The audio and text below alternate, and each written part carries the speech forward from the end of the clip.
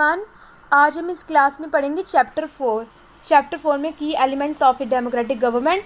जैसे कि हमने लास्ट क्लास में पढ़ा था गवर्नमेंट के बारे में, आज हम इस क्लास में डिस्कस करेंगे कि हमारी जो इंडिया है डेमोक्रेसी गवर्नमेंट की तरह गवर्न करती है। तो आज हम इसके काम के बारे में बात करेंगे कि जो इसका काम है कैसे इन्फ्लुएंस करता है। तो इसके हम की एलिमेंट्स के बारे में पढ़ेंगे। तो सबसे पहले हम क्या करेंगे, एग्जाम्पल के तौर पे समझते हैं। साउथ अफ्रीका एक ऐसी कंट्री थी, वहाँ पे काफ़ी तरह की जो थी सेवरल रेसिस एग्जिस्ट करी थी पहले के टाइम। तो सेवरल रेसिस यानी कि कास्ट, रेस का मतलब होता है कास्ट। एक कलर के बेस पे लोग जो थे डिवाइडेड थे, जैसे कि black people, white people, Indian people इसलिए थे क्योंकि जो ब्रिटिश जो मतलब उस समय पे रूल करी थी हमारी इंडिया में, तो उन्होंने क्या किया कि कुछ ऐसे पुअर लोग थे, कुछ ऐसी मतलब वुमेन थी जो उनको क्या किया, अदर कंट्रीज़ में उनको भेजा, ऐसे स्लेव वर्क कराती थी, उनको काम करवाती थी। तो कुछ ऐसे इंडियंस भी थे जो कि ट्रेड करते थे। तो आज इसकी जो है हम एक स्टोरी पढ़ेंगे। तो एक माया नायडू लड़की है 11 साल की, तो वो साउथ अफ्रीका में रहती थी। तो उसका जो टाउन था उसका नाम था जोहान्सबर्ग। तो वो अपनी मम्मा की मदद करवा रही थी, ओल्ड बॉक्सेस उसको क्लियर करा रही थी, साफ़ सफाई करवा रही थी। तो उसने एक न्यूज़पेपर देखा जिसमें एक आर्टिकल था, जिसमें एक पिक्चर थी किसकी, स्कूल बॉय था एक जंग, जिसका मतलब 15 ईयर्स ओल्ड उसकी एज थी। उसने अपनी मम्मा को पूछा, मम्मा ये लड़का कौन है। उसकी मम्मा ने बोला कि ये इस लड़के का नाम है हेक्टर पीटरसन। तो उसकी मम्मा ने बताया कि जो पुलिस थी ना, तो पुलिस ने इसको मारा, शॉट किया, इसको मार दिया। तो माया शॉक हो गई। माया ने बोला ऐसा क्यों हुआ। तो उसकी मम्मा ने एक्सप्लेन किया कि पहले की टाइम जो थी गवर्नमेंट जो थी वो अपार्थाइड लॉज उस पर बेस्ड थी। उसका मतलब होता है separation on the basis of race. तो साउथ अफ्रीका जो थी वो डिवाइडेड थी बिटवीन रेसिस के बीच में। वाइट पीपल जैसे हो गया, black people, Indian and other coloured races पे। तो इस लॉ के मुताबिक जो था, जितनी भी तरह के जो रेसिस हैं इनको अलो नहीं किया जाता कि आप मिंगल रहो एक दूसरे के साथ। मिंगल का मतलब क्या होता है, मिंगल का मतलब होता है एक दूसरे के साथ आप नहीं मिलजुल सकते, एक दूसरे के पास नहीं रह सकते, एक दूसरे की तरह आप कॉमन फैसिलिटीज़ को यूज़ नहीं कर सकते। यहाँ इतना मतलब इस तरह का वो था रंगभेद। अपार्थाइड का मतलब होता है रंगभेद, इस तरह की मतलब डिस्क्रिमिनेट किया जाता था। तो माया ने जब ये सुना उसको ना बिलीव नहीं हुआ, उसने माना उसको विश्वास नहीं हुआ। फिर उसकी मदर जो थी उसकी आवाज़ काफ़ी जो थी एंग्री में थी, टोन उसकी। तो जब उसकी मम्मा बता रही थी अपार्थाइड के लॉ के बारे में, उसकी उस लाइफ के बारे में बता रही थी, तो काफ़ी गुस्से में थी। तो उन दिनों में उन्होंने बताया कि उन दिनों में जो था, जैसे ये देखो ये माया है, उसकी मदर है, ये उसको कहानी बता रही है उस समय की। तो इसकी मदर बताती है जो हॉस्पिटल्स थी, एम्बुलेंस थी, ये भी क्या थी, सेपरेटेड थी। एम्बुलेंस जो थी, एम्बुलेंस किसके लिए बनाई गई थी, वाइट पीपल के लिए। तो वाइट पीपल जो थी उनके लिए काफ़ी जो थी वेल फैसिलिटी उनकी होती थी, जबकि जो ब्लैक पीपल थे उनके लिए कुछ इस तरह की फैसिलिटीज़ जो थी नहीं देखने को मिलती थी। तो जहाँ तक कि उनकी जो ट्रेन्स थी, उनकी जो बसेस थी, उनकी क्या थी, सेपरेटेड थी। जहाँ तक कि उनकी जो बस स्टॉप होता है जहाँ पे वो वेट करती गाड़ी का, तो वो भी उनके लिए डिफरेंट बनाया था, उनका प्लेटफॉर्म मतलब डिफरेंट बनाया था ब्लैक एंड वाइट पीपल के लिए। तो इस तरह का जो था काफ़ी ज़्यादा जो देखा जाए डिस्क्रिमिनेट हुआ। जब ऐसा कुछ सिचुएशन हम देखते हैं तो इससे क्या होता है, काफ़ी लोग गुस्से में आते हैं, उनको फील होता है और अपने लिए मतलब आवाज़ उठाने की कोशिश करते हैं, जिससे क्या होता है, रिवॉल्ट होता है, कन्फ्लिक्ट होती है। तो जैसे कि नॉन वाइट का मतलब हो गया जो कि वाइट नहीं होती, यानी कि ब्लैक हो गया, इंडियन पीपल हो गया एंड अदर कलर रेसिस, इनको अलो नहीं किया जाता था कि आप वोट करो। और जो वाइट पीपल होते थे उनको क्या किया जाता, रिजर्व किया जाता, उनके लिए ना वेस्ट लैंड जो होती थी उस कंट्री में उनके लिए रखी जाती थी। जबकि जो non whites and black people, Indian people and other, तो उनके लिए जो थी काफ़ी ऐसे मतलब बदतर, ऐसे ख़राब सी मतलब उनकी लैंड थी। तो जो ब्लैक पीपल थे एंड अदर कलर्ड पीपल्स जो थे उनको कभी इक्वली नहीं माना गया किसके, वाइट पीपल के, कभी उनको कंसीडर नहीं किया गया। तो एक ब्लैक टाउनशिप थी जो मतलब जो साउथ वेस्टर्न टाउनशिप के पास थी, उसका नाम है स्वेटो। तो हेक्टर जो थी, हेक्टर का जिसके बारे में हमने पहले बताया, तो वो वहाँ पे रहता था। तो वो अपने क्या है क्लासमेट्स के साथ मतलब उसने प्रोटेस्ट किया किसके अगेंस्ट, अफ्रीकन लैंग्वेज के अगेंस्ट स्कूल में। उन्होंने बोला कि जो लैंग्वेज थी ना अफ्रीकन लैंग्वेज, तो ये कौन बोलती थी, वाइट पीपल। तो जो हेक्टर थे एंड अदर स्कूल स्टूडेंट्स थे, इन्होंने फोर्स में आके इन्होंने बोला कि हम अपनी मर्जी से लैंग्वेज सीखेंगे जिसका नाम है यूलू। तो इन्होंने इस तरह का मतलब डिमांड रखी, तो इन्होंने काफ़ी प्रोटेस्ट किया। तो जो साउथ अफ्रीका की जो पुलिस थी उन्होंने क्या किया, इसको बीटअप किया प्रोटेस्टर्स को जो प्रोटेस्ट करते, काफ़ी मर्सीलेसली, मतलब काफ़ी ऐसे उनको मतलब इतने बुरे तरीके से उनको मतलब उनको मारा पीटा। तो फिर और जो मतलब क्राउड था वहाँ पे भी उनको शॉट किया। उनमें से जो एक था वो उनका नाम था हेक्टर, जो कि उस समय मतलब किल हुआ, जो पुलिस ने किया था। 16 जून की बात है 1976 की, उस समय हेक्टर जो था वो किल हुआ।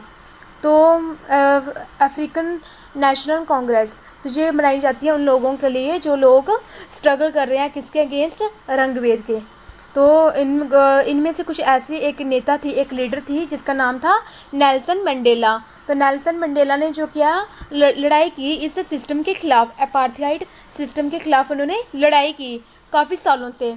बट फाइनली जो थी सक्सीड, फाइनली अचीवमेंट इतनी स्ट्रगल के बाद वो कब आई, 1994 में आई। ये कभी कभी ना एग्ज़ाम में क्वेश्चन आ सकता है इस तरह से, तो आप इसको नोट कर सकते हो। तो जैसे कि हम साउथ अफ्रीका है, तो साउथ अफ्रीका उस समय क्या बन गई फिर, डेमोक्रेटिक गवर्नमेंट। क्यों, तो डेमोक्रेटिक गवर्नमेंट यानी कि कंट्री, यानी कि जितनी भी तरह की जो रेसिस है, वाइट है, पीपल है, सबको इक्वल तरह से उनको ट्रीट किया जाएगा। उनको इक्वल तरह की जो अपॉर्चुनिटीज़ है, जो उनकी फैसिलिटीज़ है, इक्वल तरह की उनको प्रोवाइड की जाएगी। ये किसने किया था, जो लीडर थी नेल्सन मंडेला, एक रिप्रेजेंटेटिव थी जो लोगों के बिहाफ में उन्होंने इस मतलब लॉ के अगेंस्ट वो गए। तो इससे क्या है फाइनली सक्सीड भी हुआ था 1994। इस नाम का आपने काफ़ी बार जो है मेंशन होता है नेल्सन मंडेला, तो आप इस मतलब इसके बारे में फैक्ट पढ़ लेना, काफ़ी बार पूछा जाता है एग्ज़ाम में। तो जैसे कि एक पार्टिसिपेशन, तो पार्टिसिपेशन हम देखेंगे कि रेगुलर इलेक्शंस का मतलब जैसे कि हमारी इंडिया है, हमारी इंडिया भी जो है एक फिक्स्ड ईयर के मुताबिक जो है इलेक्शन होती है। क्यों होती है ये हम पढ़ेंगे। जैसे कि हमने ऑलरेडी पढ़ा भी था प्रीवियस चैप्टर में, वहाँ पे क्या था, जो लोग थे वो डिसीजन बनाते हैं मतलब अपने लिए उसको एक डेमोक्रेटिक गवर्नमेंट की अंडर। तो किसके थ्रू बनाती हो, वो एक ना पीपल को इलेक्ट करती है, उन पीपल का नाम मतलब जैसे कि उनको इलेक्ट करती है लीडर्स को, तो उनको रिप्रेजेंट करती है अपने बिहाफ पे, तो उनको बोला जाता है रिप्रेजेंटेटिव। जो कि हमने पहले पढ़ा था कि क्यों किया जाता है ऐसा, क्योंकि जो रिप्रेजेंटेटिव होते हैं वो हमारे बिहाफ पे क्या ले, डिसीजंस ले हमारे बिहाफ पे। तो जैसे कि हम ये एज्यूम करके जाते हैं, वो जो रिप्रेजेंटेटिव होते हैं, जो लीडर्स होते हैं, वो एज्यूम करते हैं कि जो हम अपने माइंड में ये बात रखते हैं, जो वॉइस है, जो इंटरेस्ट है, जो लोगों की आवाज़ है, जो लोगों की मर्जी है, उनकी मतलब उनको माइंड पे रख के एक डिसीजन को लिया जाता है। तो इस तरह से जो है डेमोक्रेटिक गवर्नमेंट होती है।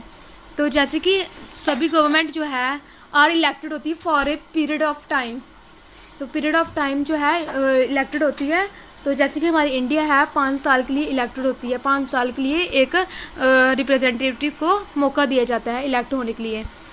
तो उन जब एक बार इलेक्ट हो जाते हैं तो गवर्नमेंट जो है उस पीरियड के लिए जो है स्टे रहती है उस पावर में, अपनी पावर में जो है स्टे रहती है। तो जब अगर ये चाहते हैं कि हम इस पावर को कॉन्टीन्यूसली यूज़ करें तो वो दोबारा क्या हो सकते हैं, री इलेक्ट हो सकते हैं लोगों के दोबारा। तो इस मूवमेंट से पता चलता है कि लोगों को जो है सेंस मिल जाती है, इसके लिए जो सेंस मिल जाती है डेमोक्रेसी के लिए। तो इस वे में क्या होता है कि जो पावर है गवर्नमेंट की वो क्या हो जाती है, लिमिटेड होती है। किसके द्वारा, रेगुलर इलेक्शंस के द्वारा, ताकि जो लीडर्स है, जो रिप्रेजेंटेटिव है, उनको डर बैठा रहे उनके माइंड पे कि ताकि जो है अगर हमने आर्बिट्ररी तरह की पावर को यूज़ करके अगर हमने अपनी मर्जी से डिसीजंस बनाए तो कल को क्या होता है, हम कल को अगर इलेक्शन हो तो ये लोग हमें नहीं इलेक्ट करेंगे बिकॉज ऑफ आर्बिट्ररी पावर का यूज़ करते हैं, एक्सरसाइज करते हैं। तो जैसे कि और इस पहला वे था हमारा पार्टिसिपेट होना, लोगों का इन्वॉल्व होना किसके थ्रू, इलेक्शन के थ्रू अपनी बात को आगे रखने के लिए।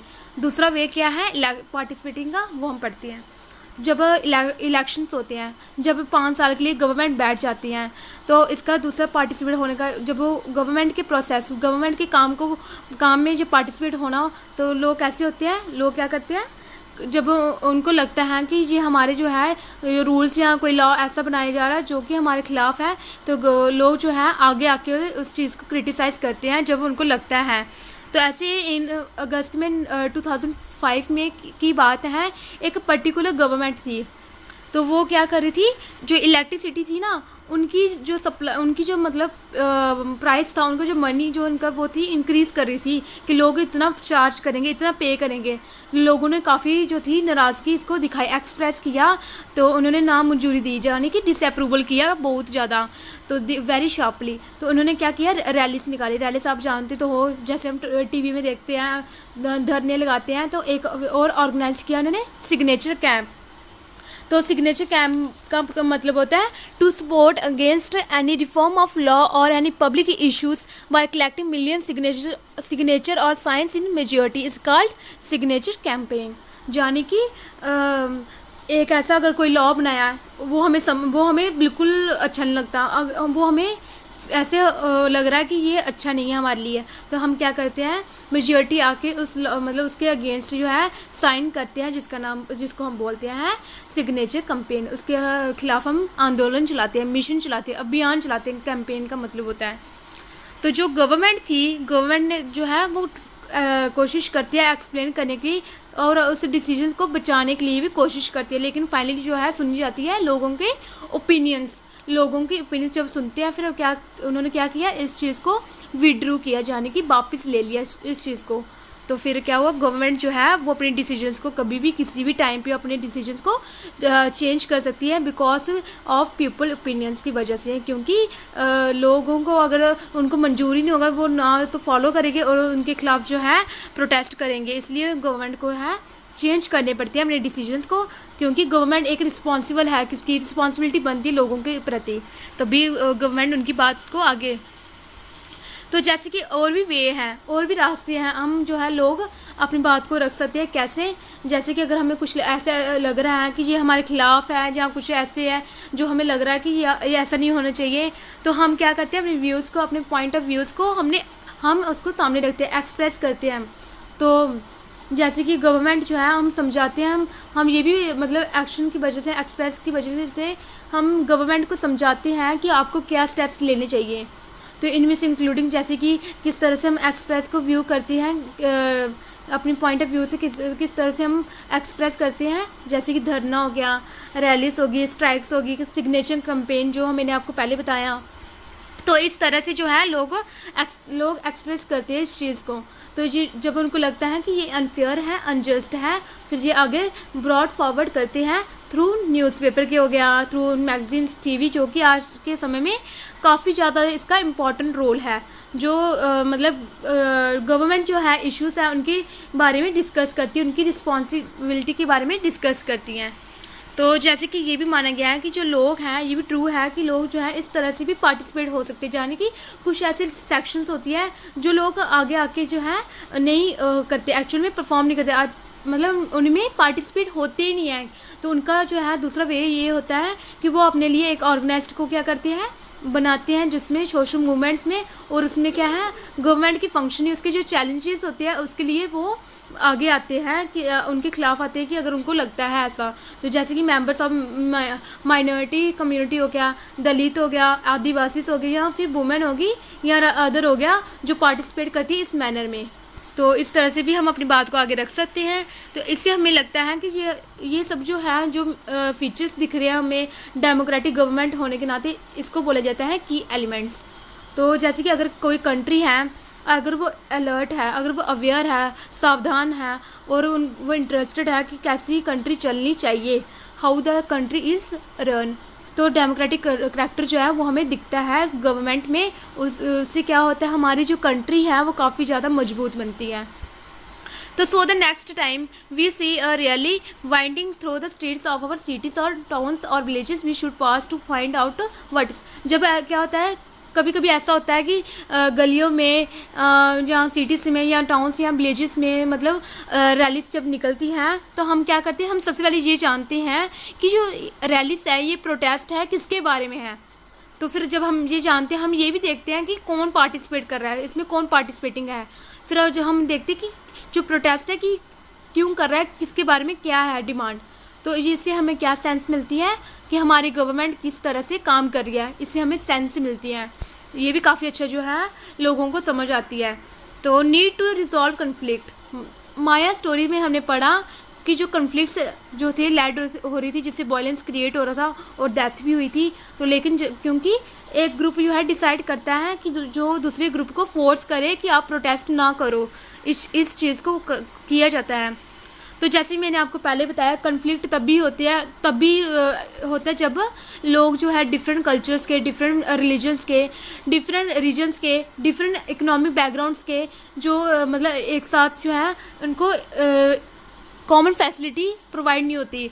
तो उनको जब लगता है कि ये तो कहीं ना कहीं हमारा जो है डिस्क्रिमिनेट हम हो रहे हैं, फिर वो चीज़ क्या है रिवॉल्ट में चेंज होती हैं, कन्फ्लिक्ट इश्यूज क्रिएट होती है, वायलेंस क्रिएट होता है, जिससे क्या है लोग जो है अपने एक्सप्रेशन को, अपने पॉइंट ऑफ व्यू को आगे रखते हैं। तो इससे क्या होता है लोग काफ़ी तरह समय वायलेंट का यूज़ करके अपने जो डिफरेंस होती है जो क्रिएट की जाती है उस चीज़ को सेटल डाउन करने की कोशिश करती है। और इससे जो है फियर यानी कि टेंशन, डर जो है दूसरों के बीच जो है बनी रहती है जो उस एरिया में रह रहे हैं। तो गवर्नमेंट जो है एक रिस्पॉन्सिबिलिटी उनकी बनती है कि वो हेल्प करे टू कन्फ्लिक्ट्स का इनकी रिजॉल्व करे, इनकी जो लोगों की जो इनकी डिमांड है, इनकी जो कन्फ्लिक्ट्स हैं इनके, उनको क्या करे रिजॉल्व करे, इनको सोल्यूशन दे। तो let's read about some of the conflicts in our society and the role of the government in resolving them. तो हम देखते हैं आगे स्टोरीज में कुछ ऐसे जो सोसाइटी में कन्फ्लिक्ट, डिस्प्यूट, लड़ाई झगड़ा जो क्रिएट होता है और क्या रोल रहता है गवर्नमेंट को उसको रिजॉल्व करने में। जी हम आगे बढ़ेंगे। हमारा इंडियन कॉन्स्टिट्यूशन जो है उसमें काफ़ी तरह के बेसिक रूल्स जो है लिखे जाते हैं जो कि हर एक को मानना ही पड़ता है। तो ऐसे जो रूल्स हैं तो वो बनाए जाते हैं बोथ, यानी कि ऐसा नहीं कि लोग ही करे, गवर्नमेंट को भी इसको फॉलो करना पड़ता है एज वेल एज पीपल। तो जो हमारे कन्फ्लिक्ट और डिफरेंसेस होते हैं तो तब भी रिजॉल्व होते हैं अकॉर्डिंग टू द लॉ के मुताबिक। जैसे मैंने आपको प्रीवियस चैप्टर में समझाया था कि जो लॉ है क्यों बनाया जाता है, बिकॉज ऑफ सम प्रॉब्लम जो कि क्रिएट होती है उसको एक मतलब रेमेडीज उसको लाने के लिए एक लॉ को बनाया जाता है कि सभी इसको फॉलो करें। और इसमें कुछ कंडीशंस, रूल्स, रेगुलेशंस होती हैं जो कि हम सबको मानना ही पड़ता है। तो religious processions and celebrations can sometimes lead to conflict. कभी कभी क्या होता है हम जब सेलिब्रेशन जहाँ कुछ ऐसे रिलीजियस प्रोसेशन जब हम करते हैं तो इससे लेड होते हैं कन्फ्लिक्ट। फॉर एग्जांपल जैसे कि एक रूट है, एक जगह है, एक रास्ता है जहाँ से क्या है प्रोसेशन हो रहा है और वहाँ पे क्या है एक कन्फ्लिक्ट क्रिएट हो रही है। यानी कि अब ऐसे समझो कि दो धर्म है, एक है हिंदू एक है मुस्लिम, तो ये दोनों जो है अपने बिहाफ में अपने लिए जो है एक प्रोसेशन चला रही है गलियों में, इनके दोनों के बीच में क्या हो जाता है कॉन्फ्लिक्ट। तो कॉन्फ्लिक्ट जब होता है तो पर्टिकुलरली जो गवर्नमेंट होता है पर्टिकुलर जिसमें पुलिस होती है उसका काफ़ी जो है इम्पॉर्टेंट रोल रहता है, जो इसमें गेटिंग जो रिप्रेजेंटेटिव होता है उस सर्टन कम्युनिटीज़ का जो कि उनको to meet and try and arrive at a solution उन चीज़ पे काम करता है। तो एट टाइम्स क्या होता है उन रिप्रेजेंटेटिव को क्या होता है डर बैठता है कि कहीं वॉयलेंस क्या हो, इरप्ट नहीं हो, इरप्ट मतलब फूट नहीं जाए, कहीं आगे नहीं बढ़ जाए, इस तरह से जो है इनको डर बैठा रहता है। तो विद पीपल थ्रोइंग स्टोन, तो कुछ लोग ऐसे तब उस दौरान क्या करते हैं पत्थरबाजी करते हैं, तो कुछ ऐसे डिस्टर्ब करते हैं, नष्ट भ्रष्ट करते हैं प्रोसेशन। तो पुलिस की रिस्पॉन्सिबिलिटी बनती है कि जो सिटीजन्स है तो जो उनके बीच में जो वायलेंस जो क्रिएट हो रही है वो आगे इतना ज़्यादा ना बढ़े। तो हम एक देखते हैं यहाँ पे क्या है, एक बड़ी सी नदी है तो Kaveri despite being at the centre of heated conflict between the two states for the last 30 years. तो यहाँ पे एक नदी जा रही है, यहाँ पे क्या है एक नदी तो है सेम लेकिन इसका जो पानी है कौन यूज़ करे डिफरेंट स्टेट के बीच में। तो ऐसा करने से क्या होता है कभी कभी कन्फ्लिक्ट होते हैं। तो जैसे कि हम देख रहे हैं कि जैसे कि ये एक sharing of river water between the different states that the river goes through is becoming an issue of conflict. तो जैसे कि एक मतलब एक स्टेट से जाके रिवर दूसरी स्टेट तक जब पहुंचती हैं, इस तरह से जो है एक क्रिएट होती है कन्फ्लिक्ट। कैसे? फॉर एग्जांपल हम समझते हैं, हमने तो कावेरी वाटर के बारे में सुना है, तो उनकी जो है डिस्प्यूट के बारे में सुना है, जो कि कर्नाटक और तमिलनाडु के बीच में हुई थी। तो जो वाटर है वो स्टोर कहाँ पे होता है? सागरा डैम, कृष्णा राजा सागरा डैम, जो कि कर्नाटका में है। ये आप लिख सकते हो कॉपी पे। इससे जो है छोटी छोटी जो है आपको जनरल नॉलेज होनी चाहिए। सागरा डैम जो है ये कर्नाटका में है, तो ये यूज़ किया जाता है इरीगेटिंग, एग्रीकल्चर के लिए यूज़ किया जाता है। एंड नंबर ऑफ़ डिस्ट्रिक्ट जो है जो लोगों के लिए यूज़ किया जाता है। तो जो मतलब बेंगलुरु के जो लोग हैं उन तक भी ये पानी पहुंचता है। तो ये पानी आगे जाके कहाँ स्टोर हो जाता है?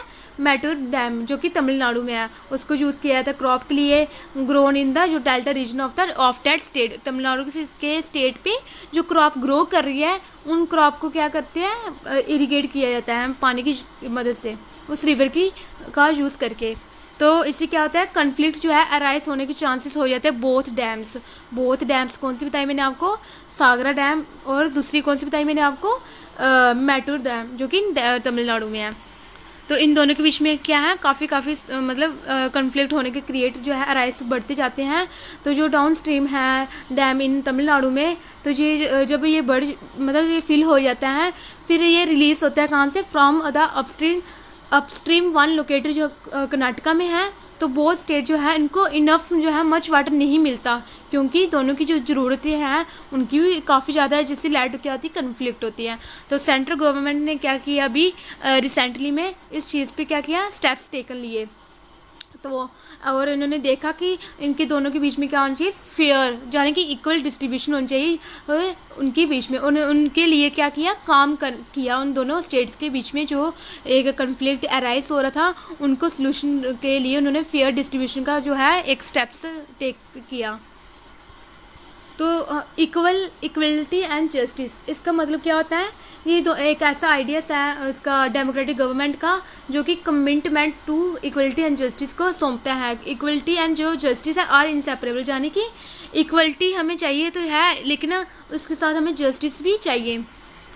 तो जैसे कि हमने अर्लीस्ट टाइम में देखा कि जो प्रैक्टिस होती थी अनटचेबिलिटी, जो लोअर कास्ट होते थे, जो पुअर होते हैं, अनएजुकेटेड, उनके खिलाफ जो है उनके साथ जो टच नहीं होते थे। तो गवर्नमेंट ने अब इस चीज़ को क्या कर दिया? बैन कर दिया लॉ को। इस लॉ के मुताबिक उसने बैन किया।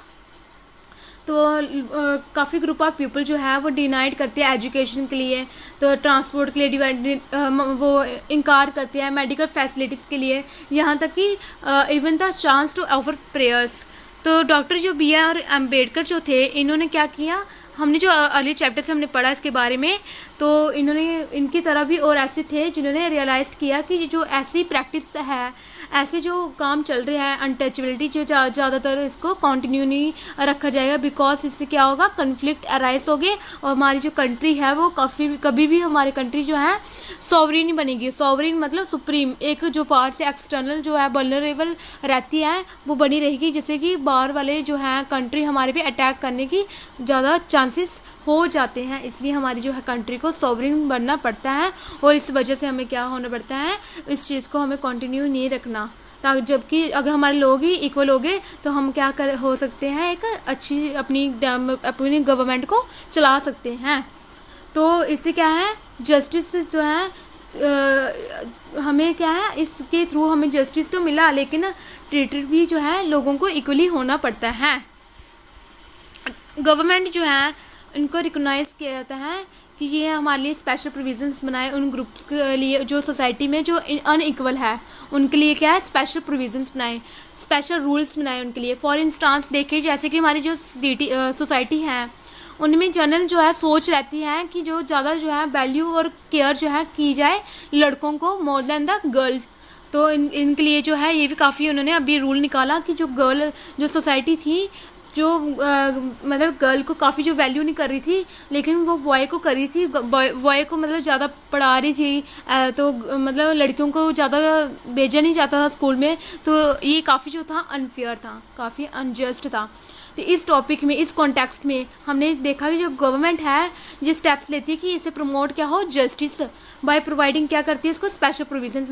लाइक जैसे कि गवर्नमेंट ने अभी थोड़े साल पहले की बात है कि गवर्नमेंट ने इनेबल किया कि जो गर्ल्स हैं उनको इनकी जो इनजस्टिस, जो उनको ओवरकम, जो उनको स्टडी से नहीं दी जाती या कुछ भी, तो उन्होंने क्या किया, जो इनजस्टिस को कम करने के लिए, ओवरकम करने के लिए इन्होंने गर्ल्स की जो फीस होती है गवर्नमेंट कॉलेजेस में, स्कूल्स में, तो उस चीज़ को उन्होंने क्या किया, लो कर दिया, कम कर दिया, ताकि जो है उनके जो मम्मा पापा हैं उनको कॉलेज भेज सके, स्कूल भेज सके, उनकी जो है फ़ीस कम कर दी गई। तो आई होप आपको अच्छा लगे। ऐसे ही अगर आपने आगे क्लासेस पढ़नी है तो इस चैनल को सब्सक्राइब कर लेना, तो बेल आइकन बटन दबा लेना। Thank you.